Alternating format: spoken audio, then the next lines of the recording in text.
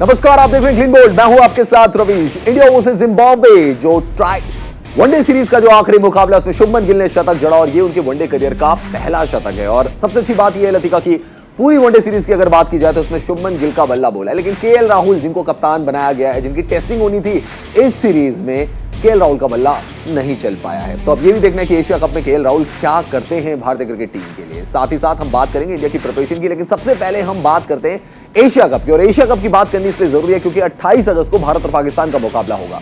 अब इस मुकाबले से पहले अगर हम दोनों टीमों की प्रिपरेशन की बात की जाए तो भारत भी लगातार सीरीज जीतते आ रहा है और पाकिस्तान भी लगातार सीरीज जीतते आ रहा है, यानी कि दोनों टीमें बहुत अच्छी फॉर्म में चल रही हैं। ऐसे में उम्मीद करेंगे कि यहां पर होगा हल्ला बोल।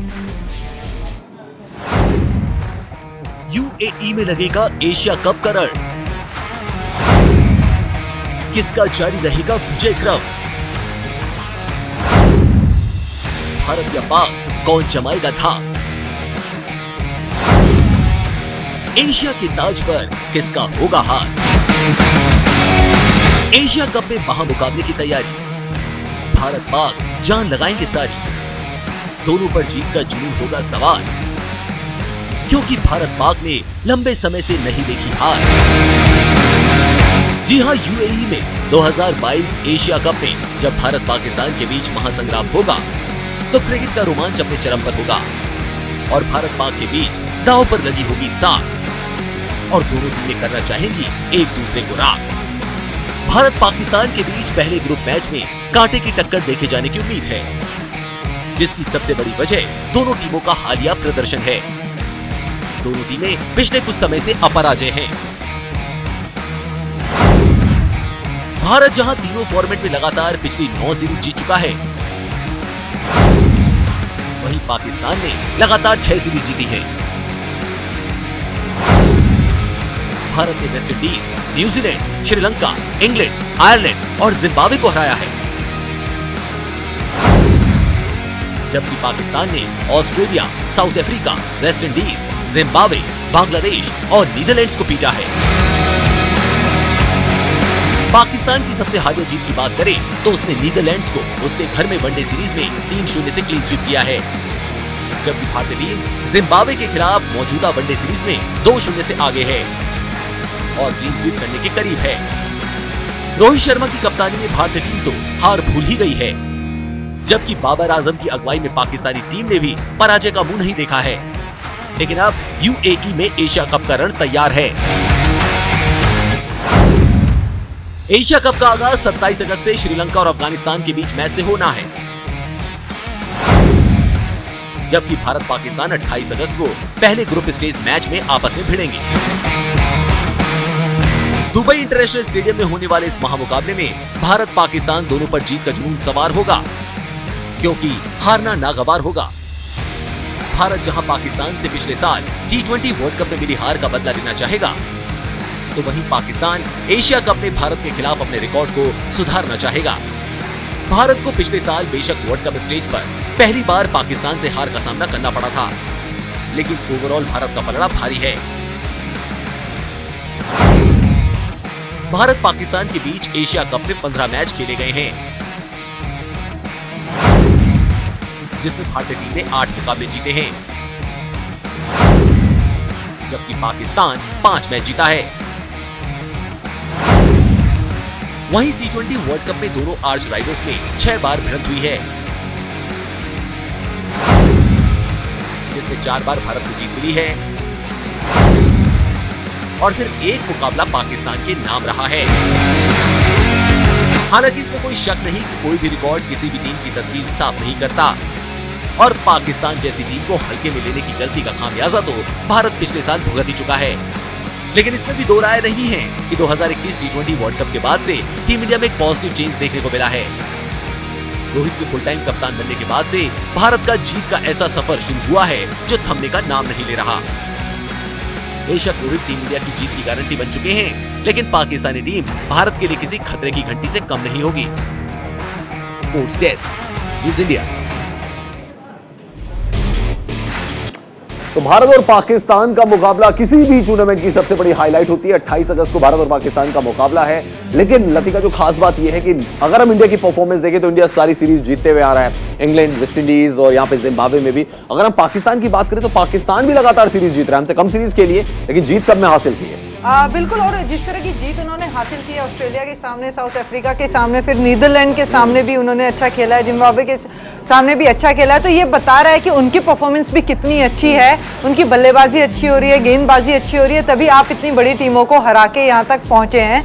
तो मुझे लगता है कि ये बहुत, इस बार जो एशिया कप है बहुत ही मज़ा आने वाला है इंडिया और पाकिस्तान का मैच देखने के लिए, क्योंकि दोनों ही टीमें मुझे कहीं ना कहीं बैलेंस लगती है। लेकिन फिर भी अगर मैं बात करूँ टेक्निकली, अगर हम देखें तो इंडिया थोड़ा अपर हैंड पे है, क्योंकि इंडिया के पास बल्लेबाजी में डेप्थ है, इंडिया के पास ऑलराउंडर ज़्यादा अच्छे हैं, तो वहाँ पर इंडिया थोड़ा सा अपर हैंड रहेगा हमेशा पाकिस्तान के साथ। और रही बात इंजरीज की, जैसे हम बार बार बात कर रहे हैं, शाहीन अफरीदी जिस तरीके से एशिया कप से बाहर हुए हैं और उनकी जगह पर हसनैन आए हैं अभी, तो उनका भी रिकॉर्ड अभी उन्होंने शुरू ही किया। 18 मैच T20 मैच खेले उन्होंने, 17 विकेट लिए और हैट्रिक भी ले चुके हैं इसमें। तो रवीश, ये कहना होगा कि ये एक यंगस्टर्स है जो कि पेस के साथ गेंदबाजी करता है। लेकिन थोड़े वक्त पहले अगर हम बात करें, मार्क स्टोइनिस को भी हमने देखा कि किस तरह से इनके एक्शन के लिए उन्होंने ऑब्जेक्शन किया, उससे पहले उनको ऑब्जेक्शन ऑलरेडी हो गया था, सुधार करके आए। तो बहुत सारी चीज़ें चल रही हैं अभी क्रिकेट में, चाहे वो इंडिया की हो चाहे वो पाकिस्तान की हो।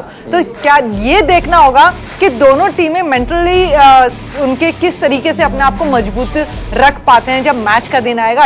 28 तारीख अब ज़्यादा दूर रह नहीं गई है रवीश। तो यहाँ ये देखना होगा कि किस तरह की स्ट्रैटेजीज के साथ ये दोनों टीमें उतरने वाली है। और मुझे ऐसा लग रहा है कि अगर इंडिया को चांस मिलेगा तो वो पूरी तरीके से अटैक करेगी पाकिस्तान पर। और पाकिस्तान की कमजोरी क्या है कि प्रेशर हैंडल नहीं कर पाते हैं। तो मुझे लगता है कि वो सिचुएशन में जो है कि इंडिया के जो दिग्गज प्लेयर्स हैं, चाहे रोहित शर्मा हो, विराट कोहली हो, KL राहुल हो या सूर्य कुमार यादव है, जिनको प्रेशर में खेलने की आदत है, तो वहाँ मुझे लगता है कि काफी ऊपर लेवल पे रहेंगे पाकिस्तान के प्लेयर्स के हिसाब से। क्योंकि देखिए अगर पाकिस्तान ये चीज तो लेकिन लतिका हमने 2021 वर्ल्ड कप में सोची थी ना, क्योंकि हम वहाँ पे IPL भी खेल रहे थे, वहाँ पे हमारी प्रैक्टिस दुरुस्त थी बहुत ज्यादा और हम उसको मोमेंटम को कैरी करके यहाँ पर आए थे। लेकिन अनफॉर्चुनेटली हुआ क्या, 10 विकेट से हमने मुकाबला गवा दिया, 150 रन सिर्फ बनाया, उसमें भी कोहली एक एंड पे उन्होंने थामे रखा, अदरवाइज तो भारत की बल्लेबाजी बिखर गई थी। लेकिन रवीश, उसमें और आज के वक्त में काफी चेंजेस हैं। देखिए किस तरीके से आप जितनी भी पिछली आप सीरीज देख लीजिए भारत की, वहां पर एक्सपेरिमेंट कितने हुए हैं। आपने ये देखा है कि वर्कलोड किस तरीके से मैनेज किया है, कि हर प्लेयर को पूरा प्रॉपर रेस्ट दिया गया है, कि वर्कलोड उसके ऊपर मैनेज करके उसको उस तरह के मैचेस खिलाए गए हैं। तो ये देखना होगा कि प्रॉपर रेस्ट के साथ प्लेयर्स एशिया कप में आ रहे हैं और अपनी परफॉर्मेंस ये देखनी होगी कि फॉर्म में है कि नहीं है। एक विराट कोहली को लेके थोड़ी सी चिंता है कि वो एशिया कप में क्लिक कर पाते हैं या नहीं। लेकिन बाकी अगर देखें तो रोहित शर्मा भी फॉर्म में दिखाई दे रहे हैं, KL राहुल जो अभी हालिया जिम्बाब्वे सीरीज खेल रहे हैं, इतनी अच्छी बल्लेबाजी उनकी चली नहीं है। लेकिन कह सकते हैं रवीश कि आज के मैच में थोड़ा बहुत जो उन्होंने बल्लेबाजी की है, थोड़ा कॉन्फिडेंस जरूर मिला होगा। तो यहाँ ये कहेंगे कि इस बार अगर एशिया कप की बात करें तो थोड़ा मेरे को भारतीय टीम ही थोड़ी भारी पड़ती हुई दिखाई दे रही है। भले ही बुमराह ना हो, हर्षल पटेल ना हो, लेकिन उसके बावजूद भी हमारे पास एक्सपीरियंस्ड बॉलर हैं यहाँ पर रवीश, जो कि यहाँ पाकिस्तानी बैटिंग लाइनअप को थोड़ा सा बिगाड़ने में काफी। आपको लग रहा है कि पाकिस्तान की बैटिंग लाइनअप हेवीली डिपेंड करेगी बाबर आजम पर, रिजवान पर, कि अगर ये दोनों चल जाते हैं तो पाकिस्तान के लिए बहुत फायदा होगा, और अगर ये दोनों नहीं चलते हैं तो फिर भारत के पास एडवांटेज आएगा। बिल्कुल, और देखिए पहला मकसद यही रहेगा भारतीय टीम का कि इन दोनों बल्लेबाजों को जल्द से जल्द पवेलियन भेजा जाए। क्योंकि देखिए अगर हम पिछले मैच की भी बात करें जो हारे थे हम लोग, तो वहां पर भी इन दोनों ही बल्लेबाजों ने अपना काम कर दिया था। तो यहाँ कोशिश यही रहेगी कि ये स्ट्रैटेजी के साथ उतरेंगे कि पहले कमर तोड़नी है पाकिस्तान की बल्लेबाजी की, तो ये 2 विकेट भारत को चाहिए ही चाहिए। क्योंकि देखिए अभी तक हमने मिडिल ऑर्डर से इतना देखा नहीं है कि रन्स आ रहे हैं या फॉर्म है,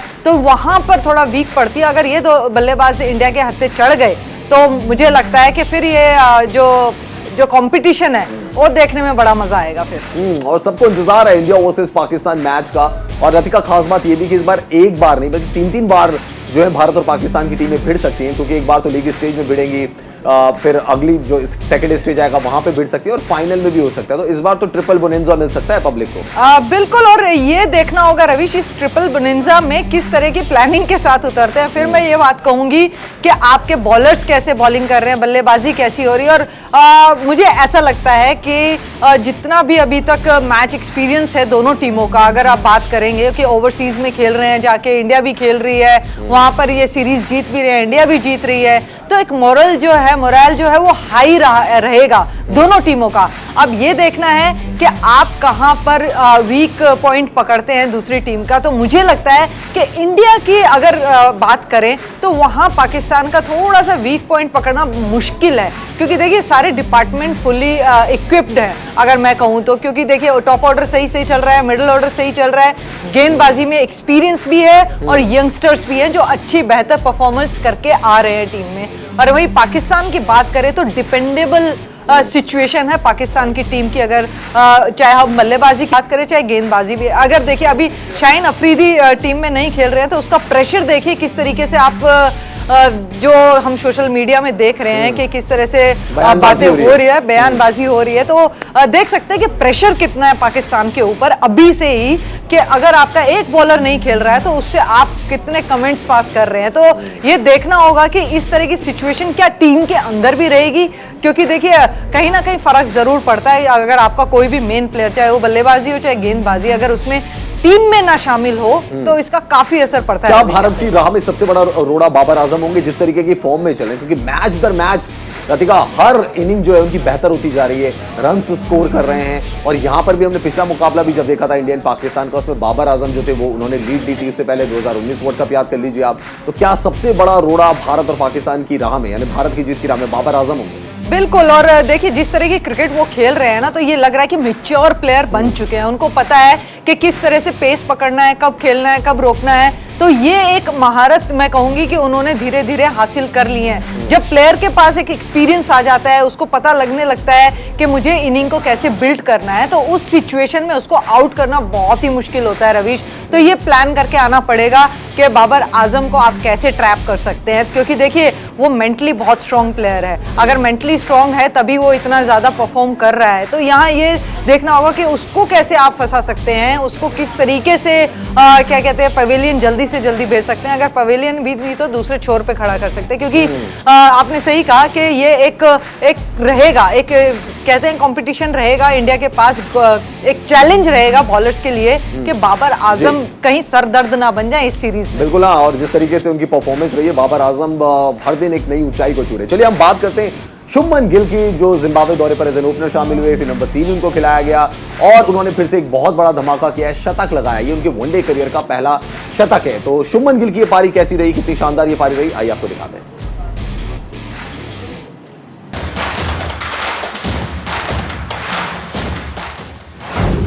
जिम्बाब्वे को पटक, गिल ने जड़ा पहला शतक। जमकर बरसे गिल, जिम्बाब्वे गई हिल। दिमाग से चिल, दिल से खुलकर खेले गिल। जिसकी क्लास ने लगाई विरोधियों की क्लास, जिसके बल्ले की आग ने बड़े बड़े गेंदबाजों के करियर पर लगा दिया दाग, आखिरकार शतक जड़कर ही माना वो जांबाज। जी हां, हम बात कर रहे हैं टीम इंडिया के युवा और स्टाइलिश सलामी बल्लेबाज शुभमन गिल की, जिसने इंटरनेशनल क्रिकेट में अपना पहला शतक जड़ दिया और विदेशी जमीन पर अपना झंडा गाड़ दिया। जिम्बाब्वे के खिलाफ तीसरे और आखिरी वनडे मुकाबले में शुभमन दिमाग से चिल और दिल से खुलकर खेले। मैच में उनका ऐसा बल्ला चला कि हर गेंदबाज फेल हो गया। शुभमन ने 15 चौकों और 1 छक्कों के दम पर 97 गेंदों पर 134 के स्ट्राइक रेट से 130 रन की शतकीय पारी खेली। 63 के स्कोर पर कप्तान केएल राहुल के आउट होने के बाद शुभमन 1 डाउन यानी तीसरे नंबर पर बल्लेबाजी करने उतरे और उप कप्तान शिखर धवन के साथ पारी को बखूबी आगे बढ़ाया। उन्हें हालांकि इस बार धवन का लंबा साथ नहीं मिला, लेकिन शुभमन अकेले 1 मैन आर्मी की तरह जिम्बाब्वे के गेंदबाजों पर टूट पड़े। युवा बल्लेबाज ईशान किशन ने उनका साथ दिया, जिसके चलते शुभमन ने अपना शतक पूरा किया।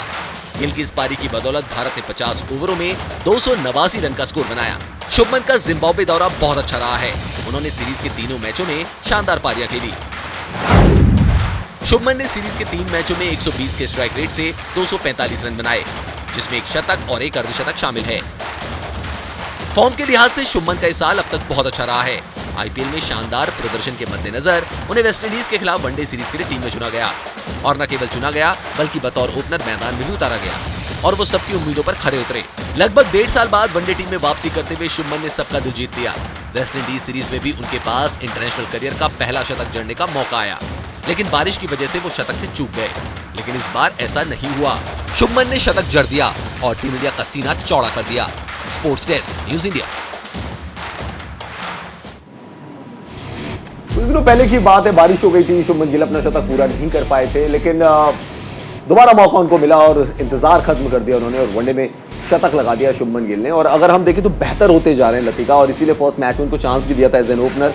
बट हम देखें कि टेक्निकली एक तो बहुत सुपीरियर खिलाड़ी हैं और दूसरी चीज ये कि टेम्परामेंट भी बहुत अच्छा है शुभमन गिल। बिल्कुल, और कह सकते हैं कि टेक्निकली बहुत साउंड दिखते हैं। जब भी ये खेलते हैं तो ऐसा लगता नहीं है कि इनसे कोई बॉल मिस हो जाएगी, क्योंकि देखिए सीधे बल्ले से पूरे सीधे बल्ले से आते हैं, बॉल की लाइन में जाते हैं, इंतजार करते हैं और उसके बाद खेलते हैं। तो ये एक बहुत अच्छी क्वालिटी है और जैसे जैसे ये मैचेस खेल रहे हैं इनकी मेच्योरिटी और बहुत अच्छी होती जा रही है। गेम सेंस बहुत अच्छा होता जा रहा है कि आपको देखिए रविश, सबसे बड़ी बात क्या है कि आप अपना इंतजार कर रहे हैं, इनिंग को डेवलप कर रहे हैं, स्ट्राइक रेट भी बेहतर है इनकी। ऐसा नहीं है कि आपको सिक्सेस मारने जरूरी है, फोर्स मारने जरूरी है अगर आपको अच्छे स्कोर तक जाना है। अगर इनकी बल्लेबाजी की बात करें यहाँ पर तो देखिए सिक्सेस ज्यादा नहीं है।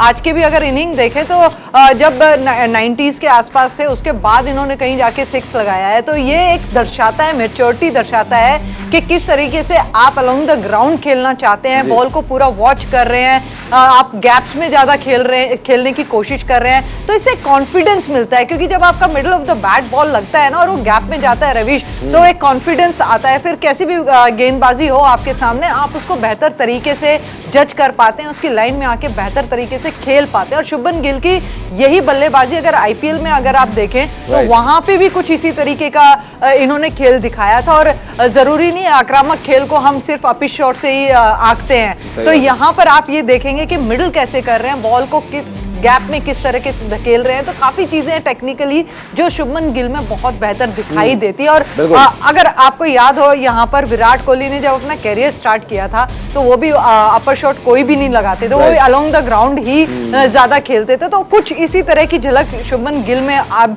दिखाई दे रही है और देखना होगा कि आगे आने वाले क्रिकेट में ये किस तरीके से चांस पहले उनको मिल पाता है और कितनी जल्दी वो अपनी जगह को जो ग्रैब करते हैं, क्योंकि जिम्बाब्वे दौरा था, बाकी सीनियर खिलाड़ी थे नहीं। यार वर्ल्ड ऑफ क्रिकेट में बहुत कुछ हो रहा है, चलिए वो आपको बताते हैं। पाकिस्तान क्रिकेट टीम ने एशिया कप के लिए स्टार तेज गेंदबाज शाहीन शाह अफरीदी का रिप्लेसमेंट ढूंढ लिया है। युवा पाकिस्तानी तेज गेंदबाज मोहम्मद हसनैन को चोटिल शाहीन की जगह पाकिस्तान की एशिया कप की टीम में चुना गया है। 18 T20 इंटरनेशनल मैचों में हसनैन के नाम 17 विकेट है। हसनैन फिलहाल इंग्लैंड में द 100 टूर्नामेंट में खेल रहे हैं। श्रीलंका के अनुभवी तेज गेंदबाज दुष्मंता चमीरा एडी में चोट के कारण एशिया कप से बाहर हो गए हैं। श्रीलंका क्रिकेट बोर्ड ने इसकी जानकारी दी है। फिलहाल चमीरा की जगह पर कोई रिप्लेसमेंट नहीं चुना गया है। श्रीलंका टीम मैनेजमेंट से जुड़े एक मेंबर ने बताया कि चमीरा को 3 या 4 दिन पहले ये चोट लगी थी और वो एशिया कप तक इससे उबर नहीं पाएंगे।